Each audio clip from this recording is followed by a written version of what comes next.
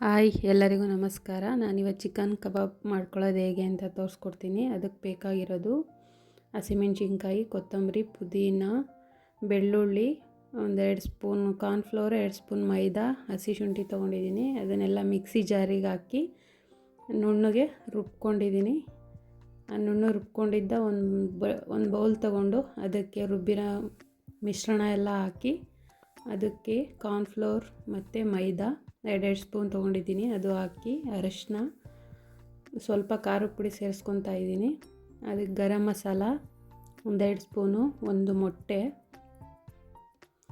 ಮೊಟ್ಟೆ ಜೊತೆಗೆ 2-3 ಸ್ಪೂನಷ್ಟು ಮೊಸರು ಹಾಕಿ ಅದಕ್ಕೆ ರುಚಿಗೆ ತಕ್ಕಷ್ಟು ಉಪ್ಪು ಹಾಕಿ ಅದನ್ನು ಫಸ್ಟ್ ಕೈಯಲ್ಲಿ ಚೆನ್ನಾಗಿ ಮಿಕ್ಸ್ ಮಾಡ್ಕೊಳ್ಳೋಣ. ಮಿಕ್ಸ್ ಮಾಡ್ಕೊಂಡಾದಮೇಲೆ ನಾನಿಲ್ಲಿ 1 kg ಅಷ್ಟು ಚಿಕನ್ ತೊಗೊಂಡಿದ್ದೀನಿ.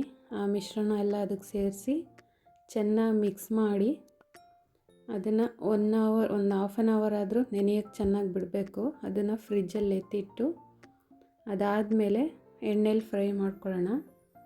ಎಣ್ಣೆಲಿ ಫ್ರೈ ಮಾಡ್ಕೊಳ್ಳೋಕ್ಕೆ ನಾನಿಲ್ಲಿ ಸನ್ಫ್ಲವರ್ ಆಯಿಲ್ ತೊಗೊಂಡಿದ್ದೀನಿ.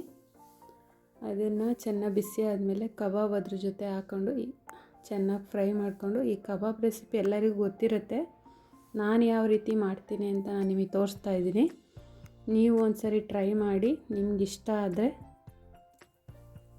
ಒಂದು ಕಮೆಂಟ್ ಮೂಲಕ ತಿಳಿಸಿ ಹೇಗಿದೆ, ಹೇಗೆ ಬಂತು ಅಂತ ಹೇಳಿ. ಲೋ ಫ್ಲೇಮಲ್ಲೇ ಚೆನ್ನಾಗಿ ಫ್ರೈ ಮಾಡ್ಕೋಬೇಕು. ಅದನ್ನು ಹೈ ಫ್ಲೇಮಲ್ಲಿ ಫ್ರೈ ಮಾಡಿಕೊಂಡ್ರೆ ಮೇಲ್ಗಡೆ ಮಾತ್ರ ಬೆಂದಿರುತ್ತೆ, ಒಳಗಡೆ ಎಲ್ಲ ಅಷ್ಟು ಬೆಂದಿರಲ್ಲ. ಹಾಗಾಗಿ ಚೆನ್ನಾಗಿ ಲೋ ಫ್ಲೇಮಲ್ಲೇ ಚೆನ್ನಾಗಿ ಒಂದು 5 ನಿಮಿಷ ಫ್ರೈ ಮಾಡ್ಕೊಬೇಕು. ಅದಾದಮೇಲೆ ಸೌತೆಕಾಯಿ, ಈರುಳ್ಳಿ, ನಿಂಬೆಹಣ್ಣು ಜೊತೆ ಸರ್ವ್ ಮಾಡಿದ್ದೀನಿ. ನಿಮಗೆ ಈ ರೆಸಿಪಿ ಇಷ್ಟ ಆದರೆ ಲೈಕ್ ಮಾಡಿ, ಶೇರ್ ಮಾಡಿ, ಸಬ್ಸ್ಕ್ರೈಬ್ ಮಾಡಿ ಪ್ಲೀಸ್.